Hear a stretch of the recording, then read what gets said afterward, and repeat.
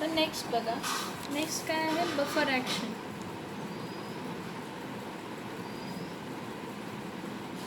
Next कोणतं आहे तर बफर ॲक्शन. आता बफर ॲक्शनसाठी काय करायचं बघा. फॉर बफर ॲक्शन मी काय म्हणते, ॲक्च्युली काय होतं की बफर ॲक्शनमुळे काय होतं की जो काही H+ आयन्स किंवा OH- आयन जास्त झालेले आहेत आणि आपण जो स्ट्रॉंग ॲसिड सॉल्ट ॲड करतो ना, जो आपण स्ट्रॉंग सॉल्ट काय करणार आहे, ॲड करणार आहे, त्यामुळे ह्या दोघांचा इफेक्ट काय होत जातो तर नलिफाय होतो. मी काय म्हणते, बफर ॲक्शनला कन्सिडर म्हणते स्ट्रॉंग ॲसिड, सॉरी कन्सिडर करते एखादा solution, base consider acidic buffer solution. Acidic buffer solution कोणता तर ॲसिटिक ॲसिड जो आहे तो कशामध्ये ॲड केलेला आहे, ॲसिटेटमध्ये, सॉल्टमध्ये. हे सॉल्ट आहे, पण ह्या सॉल्टमध्ये हा स्ट्रॉंग इलेक्ट्रोलाइट आहे. म्हणजे Na हा CH3CONA मध्ये हा स्ट्रॉंग ॲसिड आहे, म्हणजे हे सॉल्ट कम्प्लिटली डिसॉशिएट होणार आहे. सॉल्ट काय होणार आहे, कम्प्लिटली डिसॉसिएशन होणार आहे. हा इथं हा CH3CONA हा स्ट्रॉंग इलेक्ट्रोलाइट आहे, कारण हे सॉल्ट आहे, स्वतःही काय आहे, सॉल्ट आहे. आणि सॉल्ट कोणतीही कम्प्लिटली डिसॉशिएट होत असते. आणि सॉल्ट जर कम्प्लिटली डिसॉशिएट होत असेल तर ह्याच्या CH3COO- कॉन्सन्ट्रेशन आपल्याला काय, आयन, ह्याच्या आयन्सचे कॉन्सन्ट्रेशन काय मिळणार आहे, जास्त मिळणार आहे. बघा मी काय म्हटलं, कन्सिडर ॲसिडिक बफर सोल्युशन, ज्यामध्ये ॲसिटिक ॲसिड आहे, वीक बेस, आणि त्याची सॉल्ट आहे, पण ते सॉल्ट कशाचे आहे तर स्ट्रॉंग बेस बरोबरचे. सॉल्ट कशाबरोबरचे, स्ट्रॉंग बेस बरोबरचे, CH3COONA. आणि हा CH3COONA हा कसला इलेक्ट्रोलाइट आहे, स्ट्रॉंग इलेक्ट्रोलाइट आहे. एखादी सॉल्ट आहे, पण ती सॉल्ट कशी आहे, स्ट्रॉंग इलेक्ट्रोलाइट आहे. आणि स्ट्रॉंग इलेक्ट्रोलाइट असल्यामुळे ती कम्प्लिटली डिसॉशिएट होणार. देअरफॉर सोडियम ॲसिटेट म्हणजे CH3CONA will dissociate completely when dissolved in water. It will dissociate completely when dissolved in water. काय dissociate होणार completely, CH3COONA will dissociate completely when dissolved in water,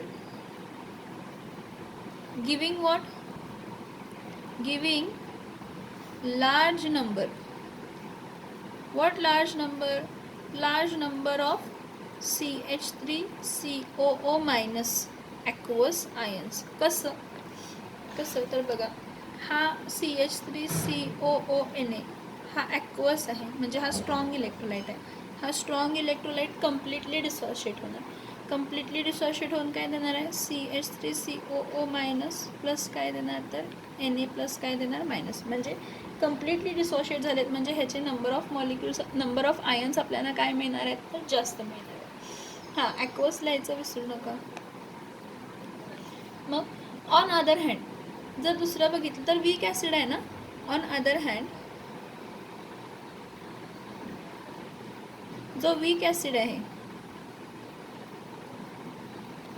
CH3COOH will dissociate slightly in water. If it dissociates slightly in water, it means undissociated molecules. कशाचे molecules? Undissociated molecules of CH3COOH will be more. Weak acid किंवा weak बेसला काय म्हणतो आपण, अनडिसॉशिएटेड molecules काय असतात, जास्त असतात, आणि डिसॉशिएटेड मॉलिक्युल्स काय असतात तर कमी असतात. बघा मी काय म्हटलं, ऑन अदर हँड एखादा वीक ॲसिड घेतला, काय घेतला, वीक ॲसिड घेतला. On other hand weak acid CH3COOH will dissociate slightly in water. It means that undissociated molecules of CH3OH will be more.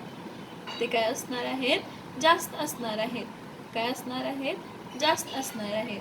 तर काय होणार आहे, जर आता बघा CH3COH मध्ये काय आहेत, जास्त आहेत म्हटले, तर मी काय म्हटलं, जर मी एखादा स्ट्रॉंग ॲसिड ह्यामध्ये ॲड केला, इफ स्ट्रॉंग ॲसिड हां इज ॲडेड, ह्या सोल्युशनमध्ये जर मी स्ट्रॉंग ॲसिड ॲड केला, if strong acid is added to this solution, जर एखादा स्ट्रॉंग ॲसिड आपण ॲड केला ह्या सोल्युशनमध्ये तर काय होणार आहे, जर मी स्ट्रॉंग ॲसिड ॲड केला म्हणजे त्या स्ट्रॉंग ॲसिडमध्ये H+ आयन्स असणार आहेत का, असणार आहेत. So if a strong acid is added to this solution then the added H+ ions, काय जे ॲडेड H+ आयन्स असतात, the added H+ ions will be consumed. By whom?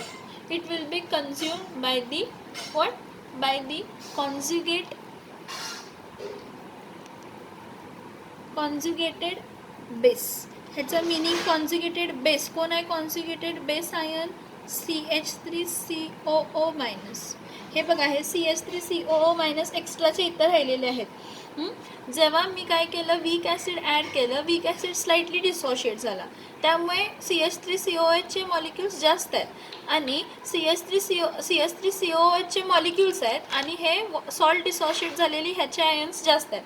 मग ह्याचे आयन्स जास्त आहेत तर मी जर स्ट्रॉंग ॲसिड ॲड केला, ह्यामध्ये काय ॲड केला, स्ट्रॉंग ॲसिड ॲड केला, तर जे H+ आयन्स असतात ॲसिडचे, ॲसिड कम्प्लिटली डिसोशिएट होणार. जे स्ट्रॉंग ॲसिड आहे त्या स्ट्रॉंग ॲसिडचे H+ आयन्स काय होणार आहेत, CH3COO- बरोबर कंबाईन होणार. कोणत्या CH3COO- बरोबर, इकडच्या ह्याच्यापासून मिळालेला. बाय कॉन्जुगेटेड बेस का म्हटलं, कारण हा H+ आयन घेणार ना. आता CH3COO- हा H+ आयन काय घेणार, काय करणार आहे, घेणार आहे, म्हणून त्याला काय म्हटलं, कॉन्जुगेटेड बेस म्हटलं. आणि हा CH3COO- आयन जो असतो तो कसा असतो, it is present in large concentration. कसा असतो, प्रेझेंट इन लार्ज कॉन्सन्ट्रेशन. परत एकदा सांगते मी काय म्हणते आहे, ॲसिडिक बफर सोल्युशन आहे. त्या ॲसिडिक बफर सोल्युशन कशाचं आहे तर CH3COOH वीक ॲसिड आणि सॉल्ट त्याची, पण सॉल्ट स्ट्रॉंग बेस आहे त्याबरोबर. मग ही सॉल्ट स्ट्रॉंग असेल तर हा स्ट्रॉंग इलेक्ट्रोलाइट कन्सिडर केला, तर हा स्ट्रॉंग इलेक्ट्रोलाइट पाण्यामध्ये डिझॉल्व केल्यानंतर पूर्ण डिसोशिएट होणार. पूर्ण डिसोशिएट झाल्यामुळे हा CH3COO- आयन लार्ज नंबरमध्ये देणार. पण ॲट द सेम टाईम जर मी CH3COOH कन्सिडर केलं, काय कन्सिडर केलं, CH3COOH कन्सिडर केलं, तर तो CH3COOH कम्प्लिटली डिसोशिएट होत नाही, कारण तो वीक ॲसिड आहे. आणि जर तो कम्प्लिटली डिसोशिएट होत नाही तर त्याचे स्लाइटली डिसोसिएशन झालं, म्हणजे अनडिसोशिएटेड CH3COOH काय राहणार आहे, जास्त राहणार आहे. अनडिसोशिएटेड CH3COOH काय राहणार आहेत, जास्त राहणार आहेत. मग हे जे जास्तचे CH3COO- फॉर्म झालेले आहेत त्यासाठी मी ह्यामध्ये काय ॲड करणार, स्ट्रॉंग ॲसिड ॲड करणार. So if strong acid is added to this solution, तर त्यामुळे स्ट्रॉंग ॲसिडचे जे H+ आयन्स असणार आहेत ते H+ आयन्स काय करणार आहेत, कन्झ्युम करणार आहेत CH3COO-. पण कोण आहेत CH3COO- म्हणजे कोण आहेत, हे एक्स्ट्राचे which are present in the large concentration, जे काय आहेत लार्ज कॉन्सन्ट्रेशनमध्ये काय आहेत, प्रेझेंट आहेत. त्यामुळे काय होणार आहे, जर सिमिलरली जर मी बेस ॲड केलेला, सिमिलरली इफ अ बेस कोणता base, if a base is added, जर बेस मी ॲड केला, स्मॉल अमाऊंट ऑफ बेस जरी ॲड केला, similarly if a small amount of base is added, तर जे नवीन OH- आयन्स आहेत, जे नवीन काय आहेत, OH- आयन्स आहेत, ते नवीन OH- आयन काय करणार, the OH- ion will what they will do, will neutralize or will be neutralized, आपण will be म्हणूया, will be neutralized, ते न्यूट्रलाइज होणार कशानं, बाय लार्ज